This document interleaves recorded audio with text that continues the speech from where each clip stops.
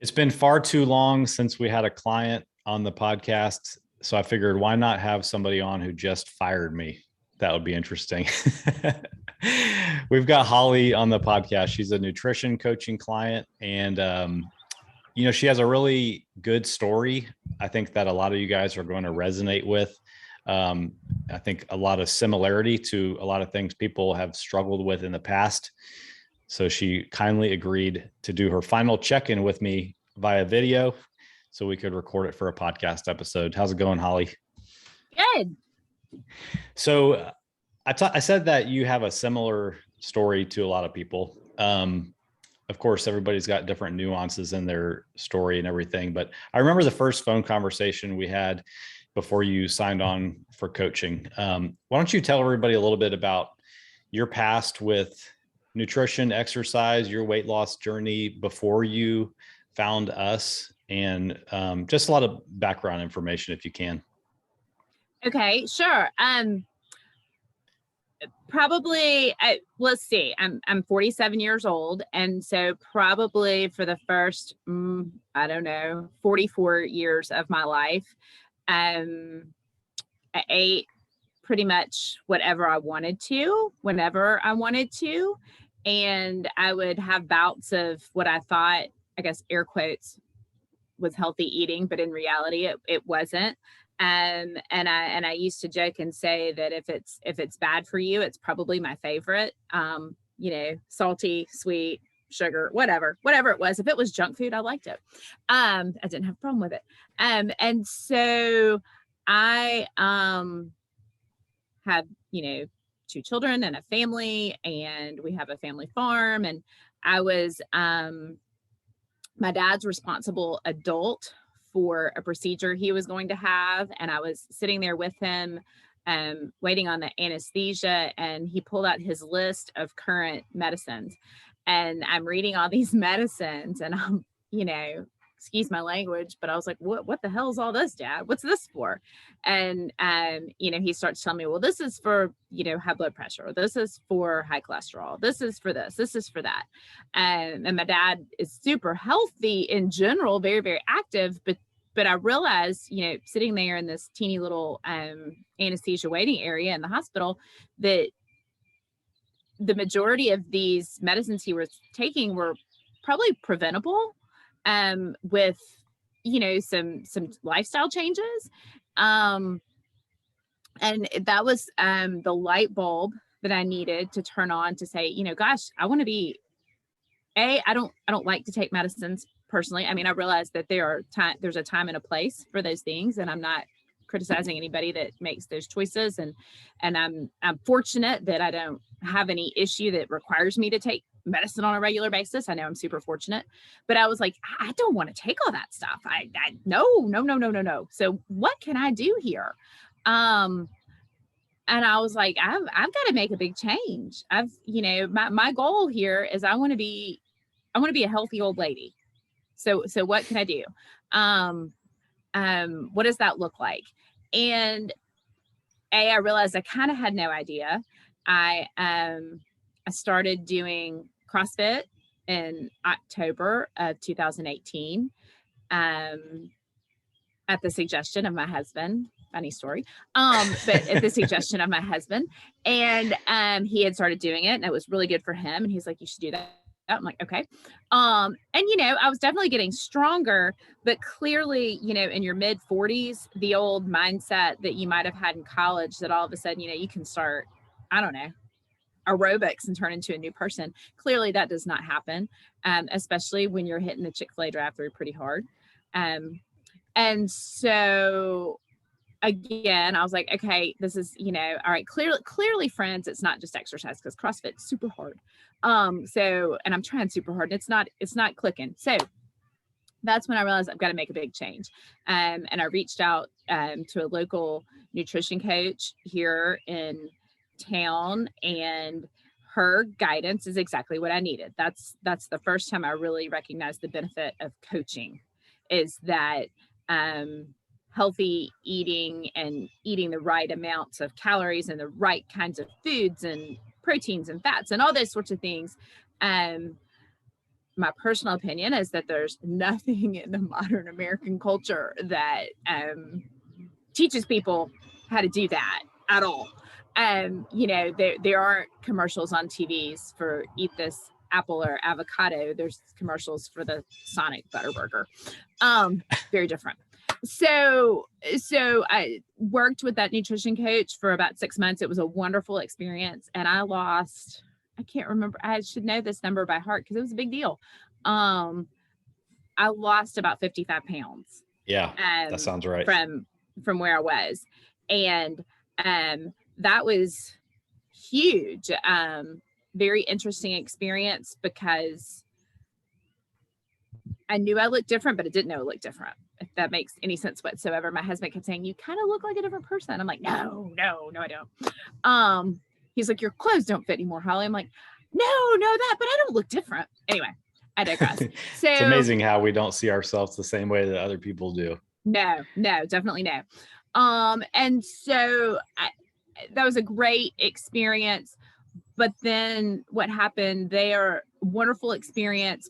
But when I stopped that program, I stopped working with that nutrition coach. And that was an accountability coach. She told me what to eat, but then she also was like, you know, there was an excellent guilt factor. Accountability is a much nicer way to say it. But you know, there was an excellent, like, oh, you can't mess up. She's going to get on you if you eat that cookie. So you can't eat that cookie. And so I stuck with that, and I maintained the weight loss, but I was finding that I felt like I wasn't eating enough. And to my husband's credit, he's like, you need to eat more protein. You need to do this. You need to do that. And I was like, you're right. I think you're right. But again, how much protein or what's it supposed to be? Like, what am I supposed to do there? You know, and at the same time, I was also really limiting what I was eating to the point that in that program, I had worked with a cheat meal scenario where I would, you know, keep on the straight and narrow. And then on like Friday night, for example, I would do a Friday morning weigh-in, and then on Friday night, you could have whatever you wanted. Which when I was in the weight loss program, I was extremely well behaved. But when I was not on weight loss and I was on maintenance, I found myself sort of taking that cheat meal to the next level of, you know, honestly, kind of wanting to binge on sweet stuff and wanting to, you know, be like, if I eat one cookie, why don't I eat more than one cookie? And so I was like, that's not healthy. This is not right. And so the combination of realizing that my relationship with food had gotten wonky, for lack of a better description, as well as I felt like I should be stronger in the gym than my progress was showing. Like, I was like, God, no, surely I can do heavier weights than this. Now, part of that just maybe my Pollyanna mindset, that I can pick up really heavy stuff. But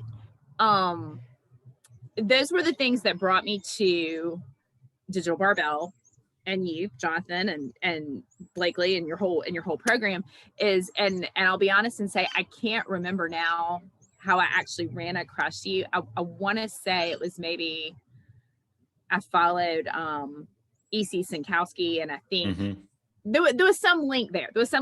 I clicked on your Instagram, and I was like, oh, I like these people. You know, I was like, oh, I think I could be friends with these people. They seem funny. And they talk about, you know, eating sustainably, that eating the right things, but making it sustainable, that it's not just a one and done type prospect. It's a lifelong journey of sustainability. And so that's where we got to where we are now.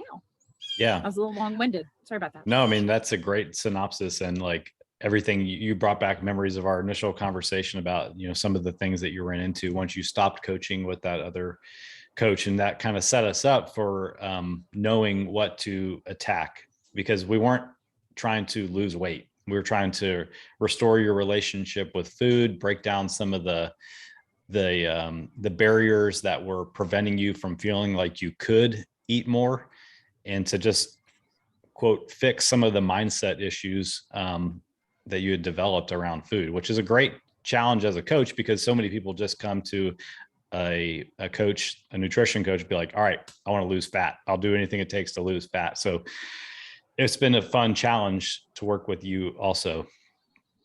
I remember one of the things we worked on initially was this idea that you had to either have no foods that were quote off limits, or you were afraid that you were going to just have all of the foods that were off limits. And I remember a goal that we set there in the beginning that we actually still have till this day is to allow yourself some flexibility with less nutritious foods. How did your mindset change around that over time? And were you scared about that goal in the beginning? How do you feel about it now? Absolutely. When you first put that on my nutrition log that I could have 50 to 100 calories of something less nutritious, I was like, ooh, what could that be? And because I have two children in my house, and I feel like I feed them pretty nutritiously, but I do let them have some of the fun foods because I want to create a healthy relationship. I don't want to be like, no, you may never touch that cookie, so it was extra challenging at first because I had these things in my pantry that, well, you look at the 50 to 100 calories and you're like, well, that'll get you about a bite of that cookie. So it was scary. It was definitely scary to just because of my mindset had gotten sort of so wonky about good versus bad. And you did a great job of encouraging me, like, it's okay, you can have it. Like 50 to 100 calories are not going to kill you. Because, I think I messaged you several times. I'm like, is this okay? Like, do we think we're okay? And you're like, yes, eat it. And so it's good. It's good in the sense, I did have to identify for myself what, my kryptonite foods are. Oreos. Can't have them in the, like, it's just bad. Can't do it. Big fan of Oreos. I'm fully convinced they put voodoo in the Oreos that causes you to overconsume them. And For so sure I had to work through that. And so I did. Yeah. And, for example, now I love the Yasso Greek yogurt fudge bars. They're 80 calories. They have a pretty high protein. They're Greek yogurt. So, they're not at the probably tippy top of the spectrum of the most nutritious food, but they're not awful either. And so it's great that I can enjoy that now. I love to have a bowl of berries with a little bit of whipped cream. That's my other favorite go-to bonus snack or dessert or whatever. So it's extremely, extremely helpful. And it really does help with this restrictive mindset for sure. I think one of the things I remember that came up early on was you didn't really trust yourself to give yourself that flexibility. How has your trust in yourself changed? And has it been a completely linear process, or have there been some kind of ups and downs over the months? No, there's definitely ups and downs. And I think that's just the human existence. I think as long as I continue, there will be ups and downs as far as that goes. Definitely not linear. I definitely trust myself a lot more.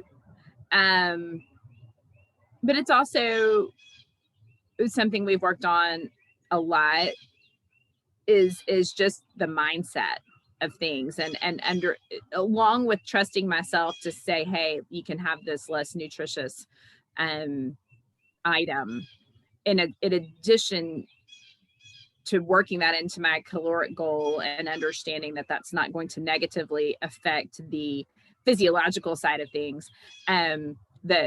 The mindset as well of working through a couple of ideas about, control of, not control in a bad way, but just like, hey, you can eat a cookie and walk away. You know, you are not controlled by the voodoo and the Oreos. You can eat that cookie. You can walk away from that. All of those things have played into it together. So do you, to say the least? There's probably a lot of people listening to this that aren't at that place yet. They still don't trust themselves. So what do you say to that person who can't really see where you are now from where they are? How do they build that self-efficacy and that trust in themselves? Good question.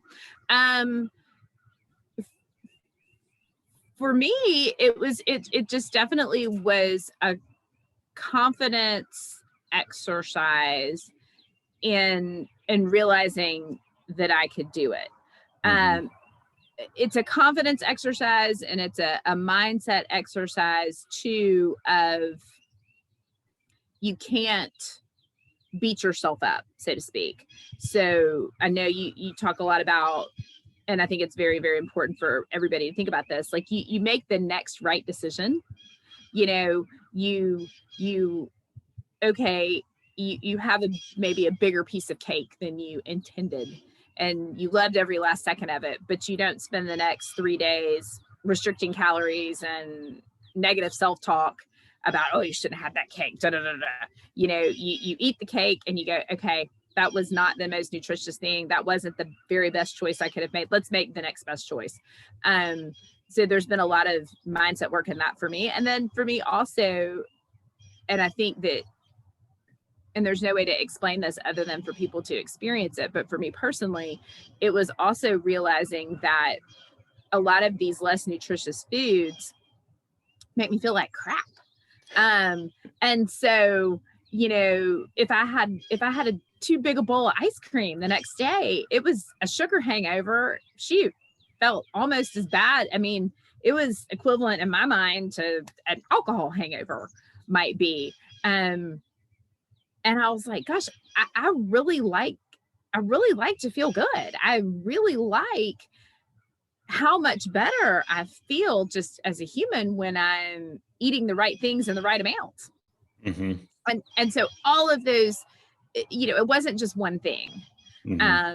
Again, I think that's a modern American culture issue, is that we all kind of expect this silver bullet magic thing to occur and everything's cool. But it's definitely not. It's a combination of a lot of things that got me to that point. The main thing that sticks out to me in that is that you built that trust in yourself by trusting yourself, not by reading a self-help book on how to trust yourself or avoiding the thing that you're afraid you weren't going to trust yourself with. You put yourself out there day after day, proved that you could do it, forgave yourself when you didn't, and over time you built up the trust. And it's not something that you'll never struggle with again, long past your time of coaching with us, and 10 years down the road, 20 years down the road, these things will still continue to come up, but now you understand how to rebuild your trust in yourself, and it makes it much easier to, quote, get back on track. How do you, pretty soon into our coaching, we went to tracking your food in MyFitnessPal. And I think you did that with your previous coach too, if I'm not mistaken. And over the last month or so, you know, I've just been thinking a lot about the sustainability of tracking your food in MyFitnessPal and setting clients up for long-term success. So we both agreed that that's probably not something you want to do for the rest of your life. So I've been working on weaning you off of doing that and just eating based on the habits that you already have in place, working on the mindset things that you've been working on. How has that process been for you so far? And how are you feeling about weaning off and potentially just quitting it altogether? Good. I think the key for me is that I eat pretty consistently a lot of the same things. If somebody were to read MyFitnessPal, they would be like, wow, she eats a lot of boar's head oven roasted turkey. But with cracked pepper, it is really good. And so I consistently eat a lot of the same things at consistent times throughout the day.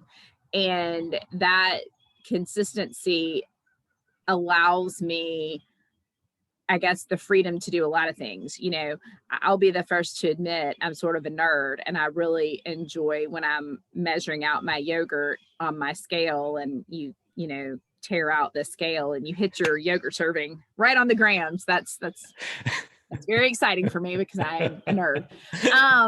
But but I'm like, oh, I got it just right. And so you know, but because I've been doing that consistently, I can eyeball things now. You know, you're coaching with, like, you know, a palm size piece of protein or a fist size, you know, vegetable, that sort of thing. I still have to refer back to that sometimes and be like, what size is that supposed to be? But all of those things, consistently eating a lot of the same things, and having measured it enough to kind of know, okay, yeah, that's what I'm getting. Then I feel good about that. And that's, you know, just been practice again of trusting yourself to do it, and you know, not logging. I'll be the first to admit it's definitely a little bit more difficult if you're not at home. I was out of town for a few days for spring break, and it was fine, but it definitely did take it took a little bit more thought, and but again, I'm thankful for the, you know, great coaching you've given me, that we've done it together long enough that I'm like, okay, I've got this. I know what to do here. And I'm comfortable, you know, making those orders. You know, when you're out to eat and you are trying to maintain a nutritious, healthy eating lifestyle, you can't be afraid to tell the waiter, yeah, I'm going to need you to fix that like this. You know, you can't be afraid to ask for what you want, in that nutrition realm, if that's something you want to do, if you want to, you know, things like that. But I guess that's how I've maintained it. So, you know, I'm comfortable on days when I don't log. But then, as I said, I'm a big nerd and I enjoy it too. So it goes back and forth. You just made me think of something funny, how if, let's say you go out to a restaurant with a group of friends and you're the one who's asked the waiter to bring out your food, you know, without butter, and your friends might roll their eyes. Okay, here goes healthy Holly ordering it with no butter. But if somebody were to say, I want the gluten-free bun because I don't like the way gluten makes me feel or whatever, nobody would blink an eye. But there's this stigma and this judgment attached to being the one who is trying to, quote, eat healthy. Isn't that annoying? It sends me to my crazy place. I've had to have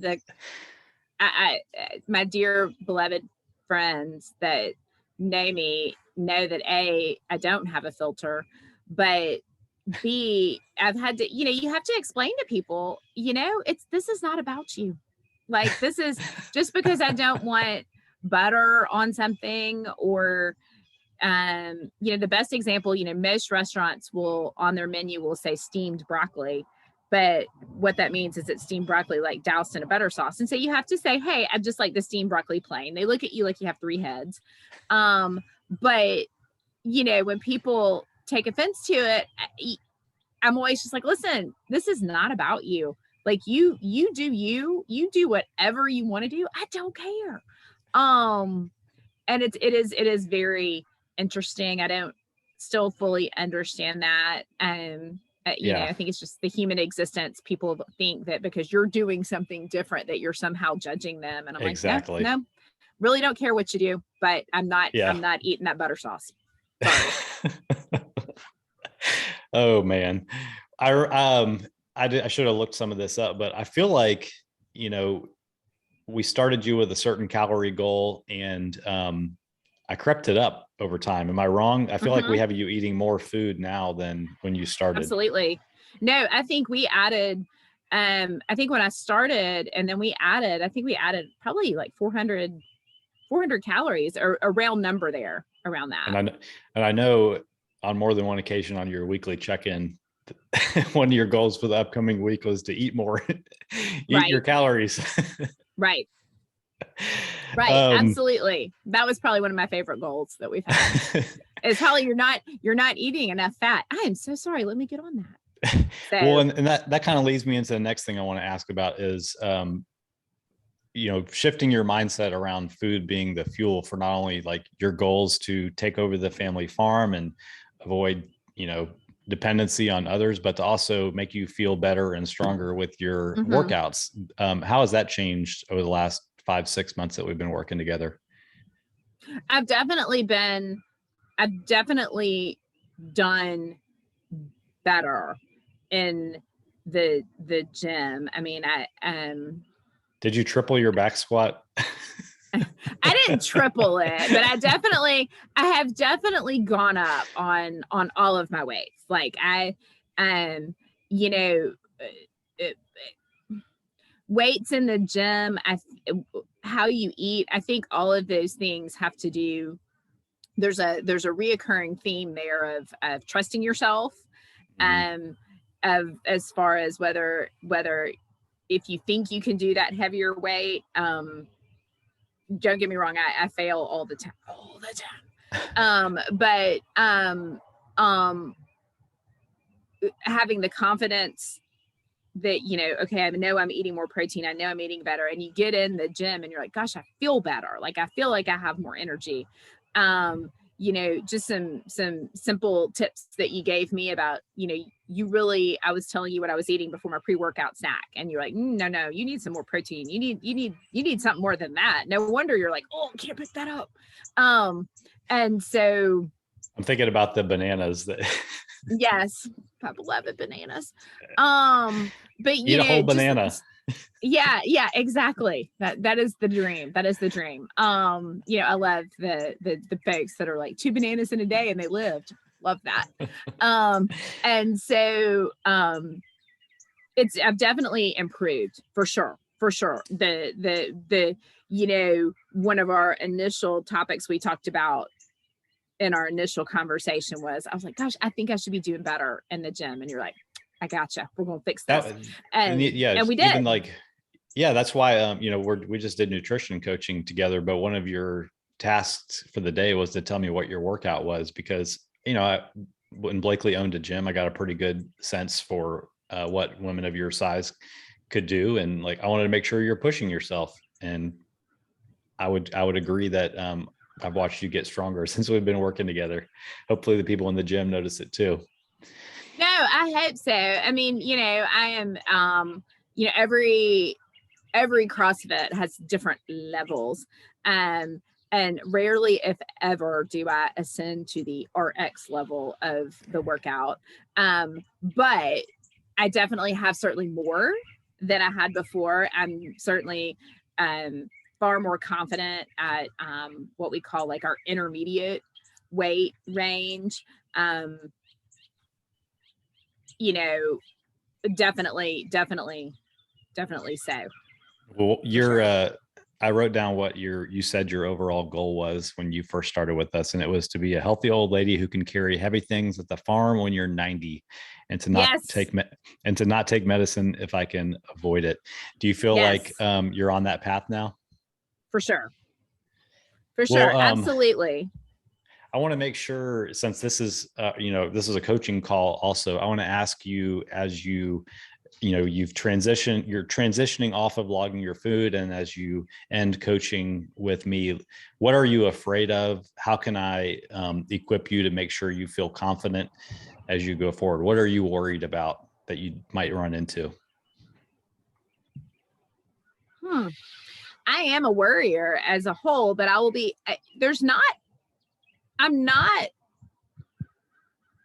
just really not super worried about anything. I guess the only concern I would have, but I think I would address it then, is, what happens if I get injured, or, if suddenly I have to really modify my workouts in some way. I don't know, get hit by a bus. I don't know.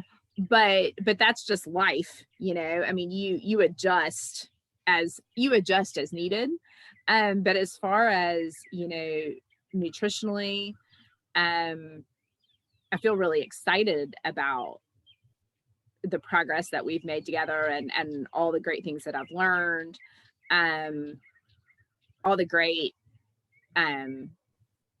Jonathan did not ask me to say this, nor is he paying me to say this, but all of the you know, the grocery guide and all the different, you know, pieces of information that you give people that are great references, that if you do have a question, you can jump on those and look real quick and be like, oh, okay, it's cool.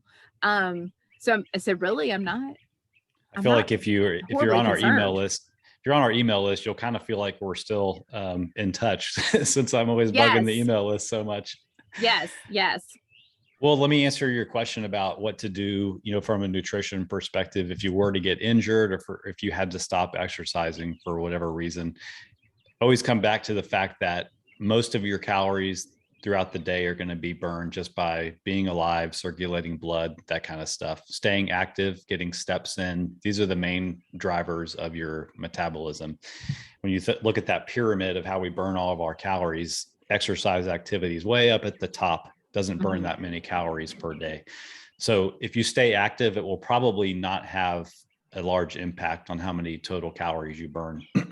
Your body has a good way of adjusting when it sees you decrease activity also.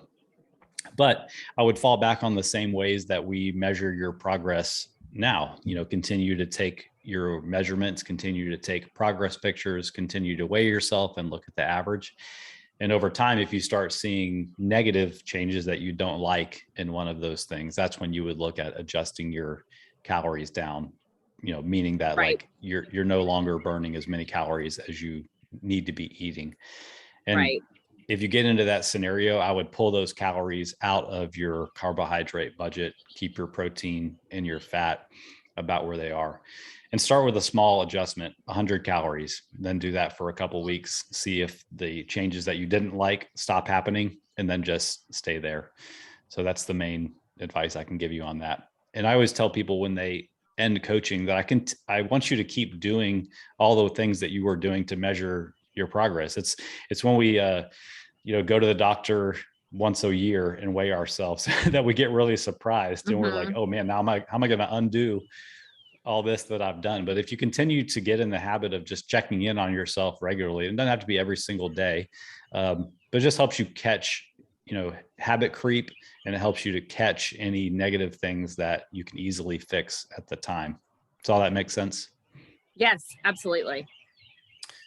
Well, cool. It seems like there was something else I was going to ask you, but I can't remember what it was. I remember you had a funny comment a couple of weeks ago that somebody, one of your friends was like, well, what are you doing? Like working with this coach? Like, how do you know it's going to work? Like, did you, and you're like, well, that's how I'm finding out. I'm doing it. I'm going to find out if it works by doing it. Yes. Someone asked me when I said I have signed up with a nutrition coach. His name's Jonathan. They're called Digital Barbell. They're on Instagram. And they said, well, have they been vetted? And I was like, well, yes, I'm doing that right now. Like, that's so funny. You know, I mean, and I think that's the thing is, you know, I think in this process, if somebody said, I want to do this, but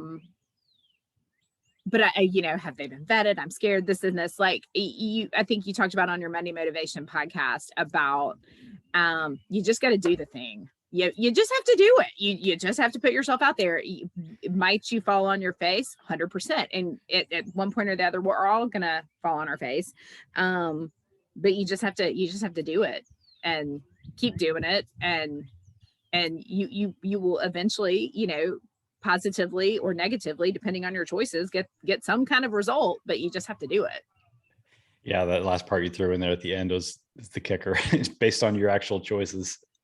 Yeah, exactly. I mean, you just have to keep trying to, you know, make the good choice. And I mean, I think I've told you this before. It's been funny, funny in a great way of a lot of what we've talked about mindset, about food, and nutrition how that applies across the board, to life, whether you've got to make the next good choice, whether it's, cookies or what you're eating, or, if your third grader makes a boneheaded mistake at school, you're like, okay, that was the bad choice. Let's make a good choice the next time. Yep. It's applicable across the board. Yeah. I know that you've enjoyed that, the book, The Daily Stoic. I highly recommend that to anybody who, kind of feels frazzled in their day-to-day life. Just starting with 5 minutes of reading something like that can really ground you and put you in the right mindset for the day. 100%. It's been phenomenal. And as I said, I've used it in my nutrition, in my marriage. I've used it in my parenting. I pull it out all the time. My family's like, oh, look, she's got her book. I'm like, I do. The guy who wrote that book, Ryan Holiday, he owns a bookshop about an hour from here. So if I ever go back over there, I'll get an autographed copy for you. Oh, excellent. I follow him on Instagram now too. Okay, cool. So. All right, Holly. Well, I really appreciate you taking the time to tell your story. I hope that somebody identifies with where you've been and sees that there is potential for change if you take it seriously and if you do the work. So thanks again for doing this. Absolutely. Thank you. All right. Talk to you soon. All right. Thanks.